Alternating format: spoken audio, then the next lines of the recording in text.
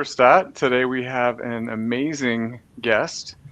You'll get to learn all about her and her amazing program and some pretty awesome achievements.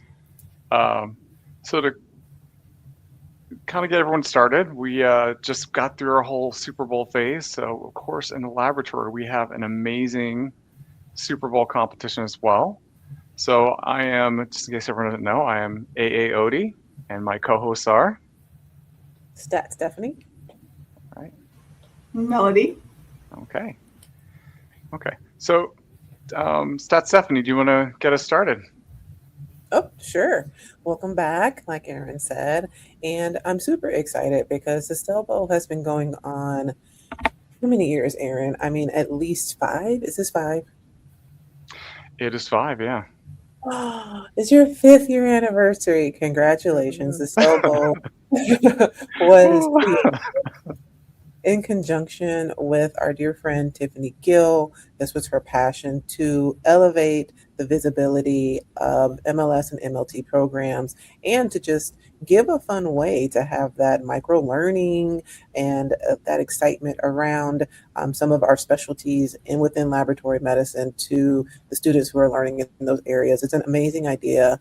Again, it's been going on for 5 years, and I've been working with Aaron for those 5 years to celebrate winners of the it's annual tradition now, to celebrate winners of the Cell Bowl on some type of laboratory podcast platform. And so today we're here to do such a thing, and we're excited to recognize and celebrate our winners of our Cell Bowl today. So before we get started, we have a guest. I see a 4 square down there. I see a guest. 4 square. We don't typically see a 4 square. Why don't you introduce yourself? Tell us a little bit about your program. Tell us a little bit about you, and we'll get into recognizing why we're here today. Awesome. Thank you. My name is Katie Baskins. I am the clinical educator for Wichita State University MLS department, and I teach clinical hematology in the fall. So this Super Cell Bowl falls exactly where it's nice to have it fall so that my students can utilize the quiz to study for their class and what they need to know morphology wise. So I have graduated from this program in 2011. I started as a generalist in a clinic, and then I took a job in a rural county hospital as a lab manager. Then came back when I got married to Wichita, Kansas, and started working in a clinic setting. I was a supervisor over actually multiple clinics that were owned by Newton Medical Center. And then I moved back into the hospital post-COVID and then started teaching when this position for hematology opened up. I still work on the bench because I love what I do. The students are great. I love sharing this passion with them. They seem to really enjoy the topics, and they're very successful when they leave our program, and that makes me very happy. And as you can tell, we have a large cohort of students. So we had 31 participants in the last Cell Bowl. Oh, wow. In the fall. But only one person really took the prize home. And then we had to submit a second time, and I actually had 2 people tie. But I'm a Kansas City Chiefs fan, and so I know the theory about going deep into the bench. So if you can some extra players to step in for your, if your starter goes out. And so that's what I had told Tiffany and Lab Lady Gill about our submission, and ultimately that's what got us that title for the Super Cell Bowl Championship. So a little bit about our program. We get cohorts in the spring and fall semesters, and they do didactic work for a year on campus. So if they start in the spring, they go through the summer with some summer classes, and then their last set of classes is in the fall. And then the following spring, they start their clinical rotation. They graduate by May, and this is just as an example. And then they go out and take their board exam, and a lot of them have job offers before they even graduate. So it's kind of a quick run through. chemistry and hematology are offered in the fall semesters, spring semester. They're in blood bank and micro right now. So, and then in the summertime, they'll have lab management, urinalysis, and special topics in micro. So that's how our program works. And we take 16 students every semester. So at one time, we should have a total of 48. We do offer a part-time kind of track. So we took 2 students and had more than the 16 start in the fall because they wanted to be part-time. And so 2 part-timers, we just kind of make that like 1. And so we made the exception for that. So that's why we had so many. But it is an option if they aren't, able to go full-time like they need to. Some disadvantages are it just takes twice as long to get through and before you sit for your board exams. So it's a lot to recall over 2 years versus 1. So. Wow, that's incredible. I thought, because I help out at Hillsborough Community College, and the cohort was about 19 to 20 for the entire year, so I can't even imagine. And I thought that was a lot of students. It's keeping hard them to all find together. room and figure out microscopes. We have to split our labs in half, and if we have to, we can give lab 3 times a day, which isn't ideal to have to lecture 3 times, but we do what we need to do. So, Yeah. I'm with you there. Yeah, I think we've got a Monday and a Tuesday section, but still, that's a lot. Our Cell Bowl teams, to have the entire group involved is pretty amazing. Our team was maybe about 6 solid students. So yeah, you were definitely able to go deep on the bench. Yeah. So first of all, again, congratulations on the Super Cell Bowl win. So for our listeners that don't know, your team was basically competing against 58 MLT, so our 2-year program, MLS students across 30 states for 7 weeks. So it's hard to keep students motivated sometimes, but they stayed motivated and excited. So, I mean, for the people that haven't gotten to use the Cell Vision app, it's basically identifying 30 hematology cells in the course of, you get 60 seconds to do it, but your team had an amazing score of 28 seconds, which is insane. So how does that make you feel? How did your students feel? Did they kind of do the whole championship dump the Gatorade on you kind of thing? Or? No, I didn't get Gatorade. I told them about it. They were super stoked. I didn't even tell them about what the champion group would win until like week 2, because while I had watched the weekly videos that Lab Lady Guild does, somehow I missed that first part about the championship. I was more about deadlines and when to get stuff submitted and, kind of explaining what it would be, because she added some extra things like the scavenger hunt. And then, there was the blood drive and everything. And I wanted to make sure I included those things as options for our program, for our students in the program. But that second week, when I told them that it was a bundle for the interactive, the book and the exam, that was all they needed. They're like, why didn't you tell us this last week? And I'm like, I'm sorry, I failed to be watching her videos to figure this out too. And to see I missed the free stuff. But 31 students, I can't get everybody like totally sold, but I'm very competitive and I was really excited. And because we had played in 2023 and got the second chance showdown win, I kind of knew what we needed to do to win the whole thing. And so just putting that little seed in their brain and saying, go get them. And I want 19 seconds, knowing that was probably virtually impossible, but that's how fast you got to be. And so, and I did, I didn't even think I'd get 28 seconds. I'm like, do what you need to do, figure it out, somehow see how fast you can go. And they were trying to figure out, well, how do we even make it 28 seconds? And they kind of came out with the plan, and Daniela got it. Daniela Salcedo, she's our 28-second winner. And these kids are quick. I am not quick. I'm not young anymore.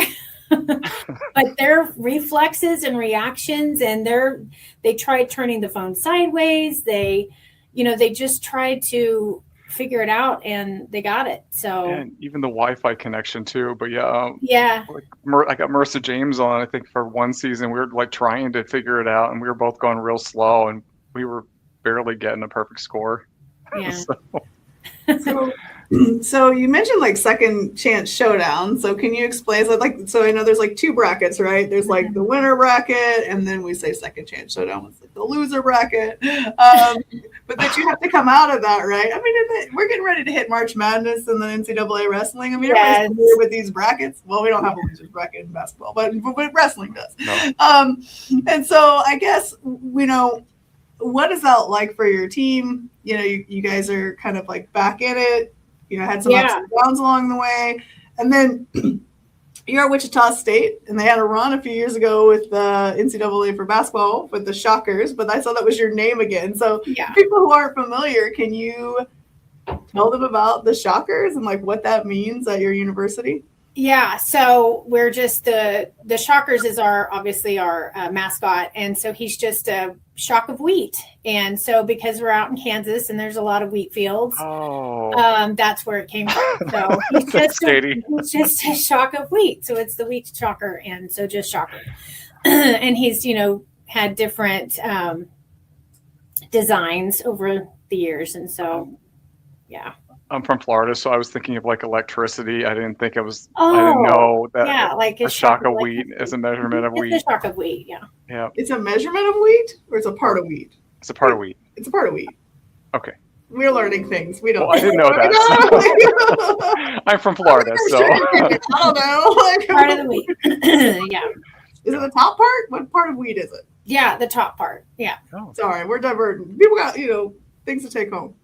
Okay, we are outside of my scope, so I'm going to bring us back to lab. So we all know that visibility in our profession is key, especially for educational programs. We volunteer at many other professional organizations. ASCP, which is a sponsor of the Cell Bowl, is one of them. And we know that they are huge advocates fighting for programs that are either closing or decreasing in size to make sure that deans and colleges and program leaders understand the importance of programs like yourself staying strong and intact to help our workforce and make sure that you can create that pipeline. So I was happy to see that the Super Cell Bowl Championship was featured on your website and on social medias to celebrate not just with ASCP, but also with Medical Lab Lady Gill's channels. And so can you tell us a little bit about what other visibility the win has brought to your program? I know, are there like big consumer deals, or did Wheaties reach out to you, or has it helped with your recruitment? Just let us know what this win has done to increase the visibility and the spotlight of your program. Yeah, sure. So I had thought about reaching out to the news outlets, but I wasn't sure what the proper avenues were for that. So I'm all about blasting it on social media for sure. And then my students, and having 31 students, you have a larger group to help, share their success and everything. But I mean, just no Wheaties offers or anything like that, but just what we can post online. We have a great community here in Wichita that supports our students. We have great donors. We have the molecular diagnostics lab that kind of was created during COVID with one of our instructors that was here. She branched off with a pathologist, and they created MDL, and they're putting together a lab, like a reference lab kind of situation, but they really came through for our community with COVID and testing. But other than that, yeah, it's just the social media stuff. It was just kind of our first time. When we won the Second Chance Showdown in 23, it was kind of a handoff to me because I was the new instructor. The hematology instructor had just retired, and it was my first semester to teach. And so 2022, I think maybe our chemistry instructor kind of got us started and heard about it, passed it off to me in 23. That's when we won the Second Chance Showdown. Had a break in 24 because, again, that was my fault. I didn't know I was supposed to sign up in 23, so we missed out on 24. I reached out to Lab Lady Gill, and she said, unfortunately, you've missed the window, but you can sign up for 25. And well, we made a showing in 25. We try to take our students out to like the conferences that they have in our region for Student Day. So we're a large presence when we go there. And so they can meet people that, you know, are either employing our students or other schools that have students also there. And, you know, we just kind of all network and, you know, that's our opportunity to get to know each other. But a lot of our previous alumni that have gone through our program are super supportive. Like I said, we've had donations for the exam simulator. We've had a donator for that, but we didn't need them this year because our team won. So in the future, the monies that they have donated will be towards our students. So when they get to their rotation semester, they can get their interactive exam simulator sign up, and then they have that to study for their board exam. And that's one way that they support the students. We, you know, meet with our faculty advisors, like with our affiliation sites, and talk to all of those people that they send to, you know, what can we do better with our students? You know, what do you look for employment? You know, just try to get everybody on the same page so we can, you know, replace those that are, you know, retiring or, you know, fill in those positions that are created. So, but yeah, great community support for sure. MDL, the South Central Pathology Award, is the largest scholarship our college offers in College of Health Professions. And it actually pays for 2 full semesters for our students. And they're only here for 3 semesters. So generally they're awarded by their second semester, and then it'll take care of the second semester and then their clinical rotation. But it's a huge help to a deserving student who's working really hard to make great grades and you know, ask questions, and, you know, will be a great asset to our laboratory profession. So. Gotcha. So for the second case showdown, because it's kind of like the junior varsity league, the winners of that get to actually do a virtual behind the scenes tour of Cell-O-Vision. Yep. So I've been wanting to go on that. Did you actually get to do the Cell-O-Vision secret tour? We sure did. We did it on a lab day because in the spring semester, they start an hour later on their lab days. And so we had them come in at 8:00 because that's the end of the day at Cell-O-Vision, because they're on the other side of the world. So the end of their business day was the start of our day. And so we coordinated it for 8:00 in the morning. And then everybody just kind of sat in one room, and we had the projector up, and we got to see their lab and do the tour and talk about Cell-O-Vision. And yeah, we had questions, but they weren't like right then. We kind of came up with them later, but they answered my questions later after the fact. You know, I reached out and thanked them and told them how excited the students were to see their facility. And these were a couple of the questions that we had. And, but it was a great experience for sure. It's neat to see the inner workings of Cell-O-Vision and, you know, how they put all of this together and the cases that they get. And, yeah. And, you know, just the online interactive stuff that they offer is amazing as well. So they have presented at CLEC conferences. And so I found out about the slides that you can set your students up with to do stuff online. And so that's another neat resource that we have from Cell-O-Vision. But it was a wonderful treat to see that. So yeah, I figured there was some stuff that was super secret that you wouldn't be able to tell us. There like were the Willy things Wonka factory tour. have answers to. That's for sure. They don't tell you everything. Okay. But yeah, and it was their first time to do the tour, if I understood correctly. So they really weren't sure how it was going to go. And they had people assigned to certain areas, and they'd walk us through whatever. But yeah, I think they're getting the hang of what to do. But yeah, it was fun. I figured you knew more than you could tell us, but you know. Oh no, they wouldn't share anything with me.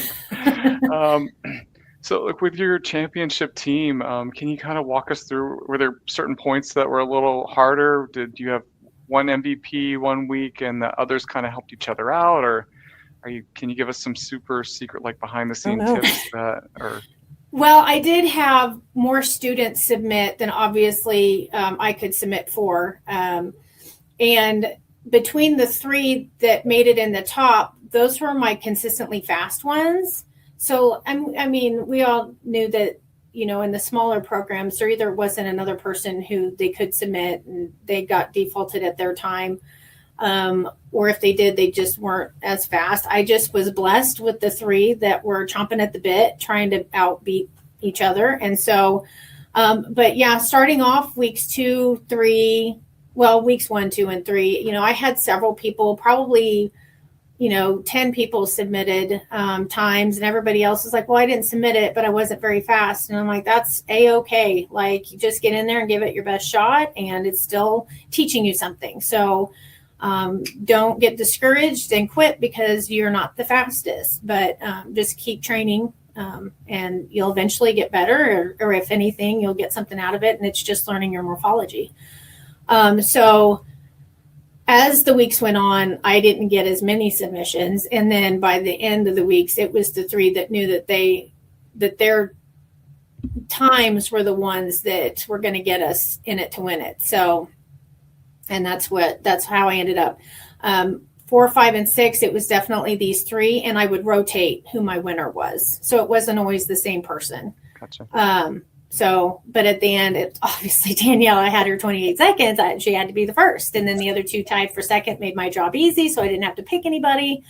I just made sure I told Lab Lady Gill in my submission that, oh, by the way, we actually had 3 and these are the other 2. So, but yeah.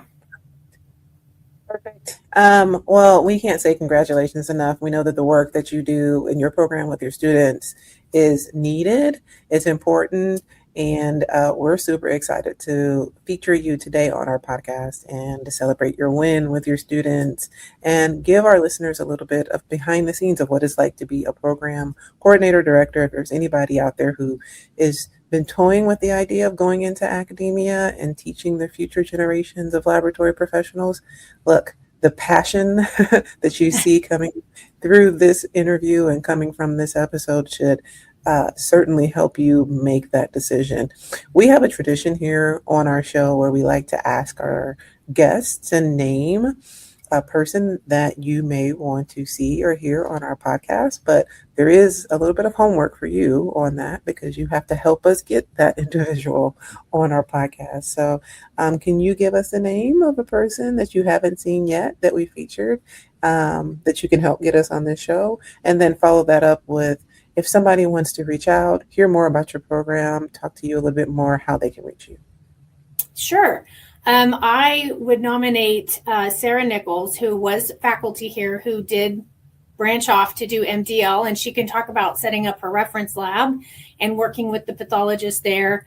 And, we always need pathologists too. So, but I would definitely put her down, and I will talk to her and get her on here for sure. Because this is new to her, having to set things up. And, she went through that COVID pandemic and, doing all of that. She's very knowledgeable, super smart, and just has had great experience. So if we can get her on here, I would love to recommend her, and I will see what I can do. What else did I need to? Oh, how can people reach out to you? Oh, yes. You can reach out to us. We're at wichita.edu, and you can type in the search bar MLS. Our contact is, there's a phone number. It's 316-978-3146, or you can reach out to Wichita, what is it? It's MLS at wichita.edu is our email. You can find us online, I guess. Perfect. And we do have Instagram and Facebook as well. So perfect. Well, thank you, Coach Baskin, Coach of the Year, and AKA Katie. We appreciate your passion and your love for the program, your program, and the lab profession. Congratulations again on your win. If you're listening today, please share this episode with a friend. Support the Cell Bowl every single year. We want to, reach another 5 years of success with the Cell Bowl. and follow us on all of our social medias. But until next time, we're signing off. So thank you for being SUPERSTAT. Stay curious.